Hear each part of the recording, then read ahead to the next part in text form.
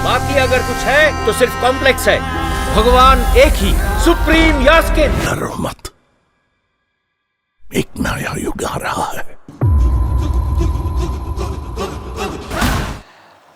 Hello दोस्तों, इन दिनों एक फिल्म की बहुत चर्चा है, कल्कि 2898 AD। तो अभी हाल ही में मैं भी इस फिल्म को देखने गई और फिल्म देखने के बाद मुझे ऐसा लगता है कि जितना घालमेल इस फिल्म के शीर्षक में है, उससे कहीं अधिक घालमेल फिल्म की कहानी में, पात्रों में, उनके कपड़ों में, भाषा में और अभिनय में है। तो सबसे पहले तो मैं बात करूंगी फिल्म के शीर्षक पर, जो हिंदू धर्म में वर्णित कल्कि अवतार से शुरू होता है और 2898 AD के साथ ही उसमें ईसाइयों की कालगणना की विधि भी जुड़ जाती है। हम सभी जानते हैं कि पहले कैथोलिक मत में AD से ही ईसा के जन्मानुसार कालगणना की जाती थी, किंतु अब ईसाई मत या वैश्विक संस्कृति में भी AD का इस्तेमाल नहीं होता, बल्कि BC यानी बिफोर क्राइस्ट, ईसा पूर्व, या AC आफ्टर क्राइस्ट, ईसा के बाद इसका इस्तेमाल किया जाता है।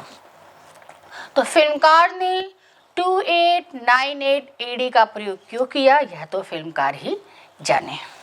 फिल्म में काशी नगरी, अश्वत्थामा, अर्जुन, कर्ण और कल्कि अवतार का तो केवल एक आधार दिया गया है। बाकी पूरी फिल्म हिब्रू संस्कृति, यहूदी संस्कृति, रोम संस्कृति और बाइबल में वर्णित गार्डन ऑफ ईडन तक को बड़ी चतुरता के साथ आपके समक्ष रख देती है। लेकिन यदि आप खुद इन विषयों के जानकार नहीं हैं, आप खुद नहीं जानते इन विषयों को, तो आप यह समझ नहीं पाएंगे। वर्ष 2007 में एक अंग्रेजी फिल्म आई थी, इवॉन ऑलमाइटी, जिसमें इवॉन नामक व्यक्ति को ईश्वरीय संदेश मिलता है कि प्रलय आने वाली है, सारी दुनिया पानी में डूबने वाली है। इवॉन एक बड़े से जहाज का निर्माण करता है, जिसमें सैकड़ों मनुष्यों, पशु पक्षियों और भोज्य सामग्री को इकट्ठा करता है, ताकि यदि प्रलय आ जाए, पूरी दुनिया पानी में डूब जाए, तो उसके बाद भी उस बोट में, उस नाव में बची हुई प्रजातियों के साथ दुनिया को दोबारा से शुरू किया जा सके। और इस प्रकार वह ईश्वर के दूत के रूप में सबकी रक्षा करता है। तो कल्कि फिल्म में अश्वत्थामा के चरित्र और इवॉन ऑलमाइटी के चरित्र में काफ़ी एकरूपता हमको दिखती है, उनके पहनावे में तो विशेषकर। इसको हम आगे देख सकते हैं। फिल्म में धरती पर मौजूद पात्रों के कपड़े भी यहूदी कथाओं के पात्रों जैसे हैं, और जीसस से जुड़ी कथाओं में जिस तरह यहूदी छुपकर खंडित मठों में, चर्च में या गुफाओं में रहते थे, वैसे ही बचे हुए धरतीवासी, पृथ्वीवासी एक गुप्त स्थान पर छुप के रहते हैं और उन्हें कल्कि अवतार के जन्म लेने का इंतजार है, क्योंकि कल्कि अवतार ही कॉम्प्लेक्स के अत्याचारों से इन धरतीवासियों की रक्षा कर सकता है, ऐसा उनका मानना है। अब फिल्म में जो अश्वत्थामा हैं, वह उस महिला की रक्षा कर रहे हैं जो कल्कि को जन्म देने वाली है, दीपिका पादुकोण की रक्षा कर रहे हैं। इसीलिए फिल्म यह कहती है कि अश्वत्थामा धरती में इसीलिए रुके हुए हैं क्योंकि उनको पता है कि कल्कि का जन्म होने वाला है और कल्कि की रक्षा उन्हें करनी है। इस फिल्म में दक्षिण भारत की बहुत ही बेहतरीन अदाकारा शोभना भी नजर आती हैं और उनका जो किरदार है वो काफ़ी महत्वपूर्ण है। इस किरदार का नाम है मरियम। मरियम कौन थी, यह आपको ओल्ड टेस्टामेंट से पता चल जाएगा, जिसके अनुसार जीसस की मदर मैरी का नाम ही मरियम है। यानी हिब्रू जो बाइबल है, बाइबल का जो सबसे पुराना रूप है, उसके अनुसार मरियम जो है वो जीसस की माँ है। और इस फिल्म में भी जो मरियम है वो धरतीवासियों की संरक्षक है, जो बचे हुए धरतीवासी हैं उनकी संरक्षक है, और वो सभी उन्हें माँ मानते हैं, माँ कहकर बुलाते हैं। और यह जो मरियम है यही धरतीवासियों को यह बताती है कि कल्कि का जन्म होगा, जिसके बाद उन्हें कॉम्प्लेक्स के सारे अत्याचारों से जो है मुक्ति मिलेगी। और यहाँ पर मजेदार बात यह है कि कल्कि को जन्म देने वाली सुमति, 80 नाम है इस पात्र का, सुमति, जिसे दीपिका पादुकोण निभा रही हैं। तो जो सुमति है वो भी कल्कि को जो जन्म दे रही है तो वो बायोलॉजिकल चाइल्ड नहीं है, वह लैब में इम्प्लांट किया गया है। यानी कल्कि को जन्म देने वाली जो मदर है सुमति, वो वर्जिन है। तो यह पूरी कहानी किस जगह जा रही है या कहाँ से ली गई है यह समझा जा सकता है, और किस प्रकार फिल्मकार ने बाइबल के कॉन्सेप्ट को कल्कि के जन्म से जोड़ दिया, यह बड़ी चतुरता का काम है जिसको शायद दर्शक भाप भी नहीं पाए। इन सब कहानियों का आधार क्या है ये तो फिल्मकार ही जाने, क्योंकि हिंदू धर्म में तो हमें ऐसा चित्रण किसी अवतार के जन्मने का नहीं मिलता। हालांकि ऐसा चित्रण जरूर मिलता है कि श्री कृष्ण को जन्म से पूर्व भी कंस द्वारा मारने का प्रयास किया गया, और जन्म के बाद भी अनेक बार असफल प्रयास किए गए कंस द्वारा भगवान श्री कृष्ण को मारने के। किंतु गोकुल वासियों की ऐसी स्थिति हमें कहीं नहीं दिखाई देती जैसी इस फिल्म में बचे हुए पृथ्वीवासियों की है। ऐसी दीनहीन स्थिति उनकी दिखाई हमको नहीं देती। हमारे निर्देशक को लगता है कि 2898 ईडी में पूरी दुनिया विज्ञान, तकनीक, रोबोट्स के साथ ही रहेगी। गरीब, मजदूर, फूड स्टॉल लगाने वाले, राम गोपाल वर्मा यहाँ पे दिखाई देते हैं, सभी रोबोट्स के साथ, मशीनों के साथ, सुपर टेक्निकल इंस्ट्रूमेंट्स और व्हीकल्स के मालिक होंगे, भले ही वो बेहद गरीब हों, आर्थिक रूप से कमज़ोर हों। और यहाँ पर फिल्म में ट्रांसफॉर्मर और 300 जैसी फिल्मों की सस्ती कॉपी कर डाली है। सस्ती इसलिए क्योंकि कहानी और कहानी के सेट का कोई मैच ही नहीं होता। लेकिन शायद इसी में फिल्म का जो बड़ा बजट है, जो खर्चा है, वो इसी सेट में हुआ होगा, ऐसा प्रतीत होता है। हालांकि इसकी ज़रूरत नहीं थी। फिल्म में कॉम्प्लेक्स नामक एक दूसरा ग्रह है जहां चीन की तरह विषैली लैब्स हैं, खतरनाक लैब्स हैं, जिनमें अनेक अमानवीय राक्षसीय कृत्य होते हैं, प्रयोग होते हैं।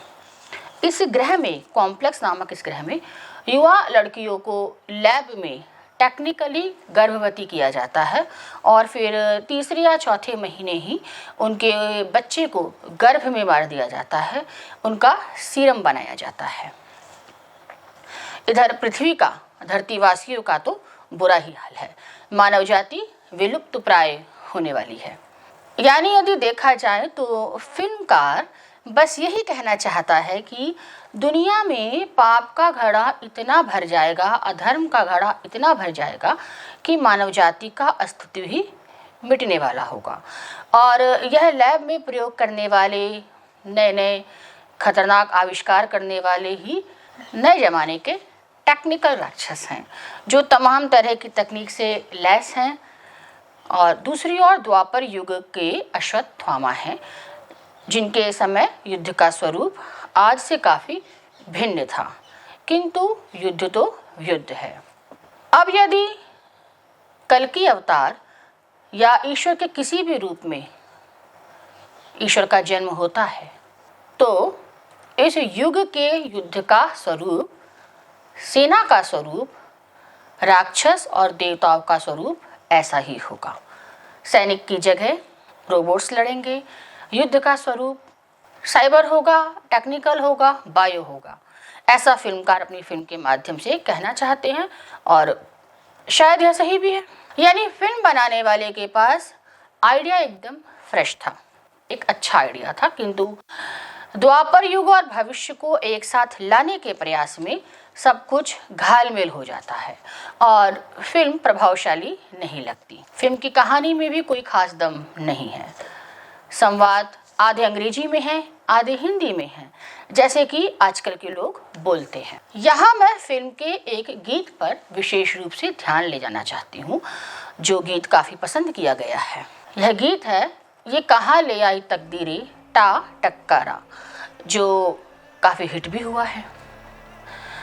जिन लोगों ने बाइबल में गार्डन ऑफ ईडन या एडम और ईव की कहानी पढ़ी होगी, वही इस गाने में चित्रित पृष्ठभूमि को समझ सकते हैं और इस गीत में उसी गार्डन ऑफ ईडन का चित्रण है, यह समझ सकते हैं, जिसमें हेवन का कॉन्सेप्ट भी थोड़ा मिला दिया गया है।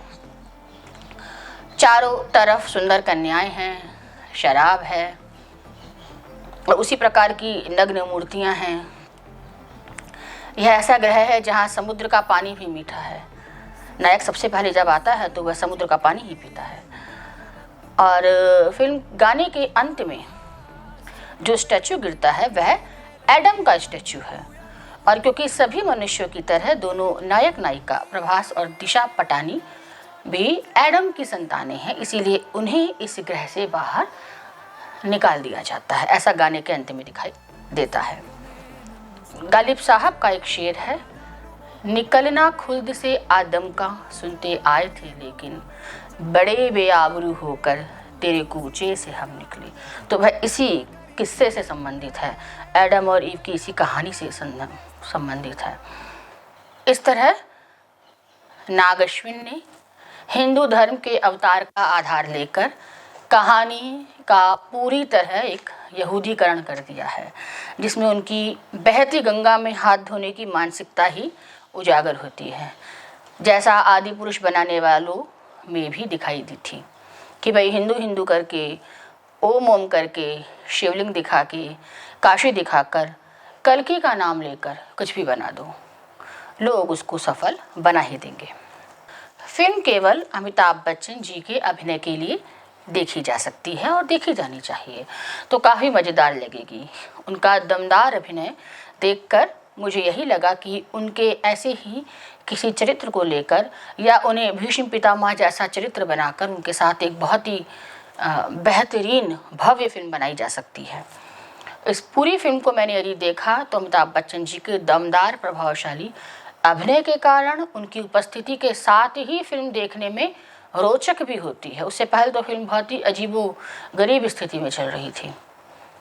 बाकी इस पूरी फिल्म में किसी भी चरित्र में, कहानी में, संवाद में कुछ भी दमदार या प्रभावशाली है ही नहीं। बॉलीवुड वालों ने 600 करोड़ खर्च करके भी केवल खुद को नकलची बंदर ही साबित किया है। अतीत को भविष्य से मिलाने का आइडिया फ्रेश था, किंतु फिल्म उस आइडिया पर पूरी तरह टिक ही नहीं पाती। तो यह थी आज की फिल्म पर मेरे विचार। आप भी इस फिल्म को देखिए और बताइए कि आपको यह फिल्म कैसी लगी। धन्यवाद, नमस्कार। बाकी अगर कुछ है तो सिर्फ कॉम्प्लेक्स है। भगवान एक ही, सुप्रीम यास्किन। एक नया युग आ रहा है।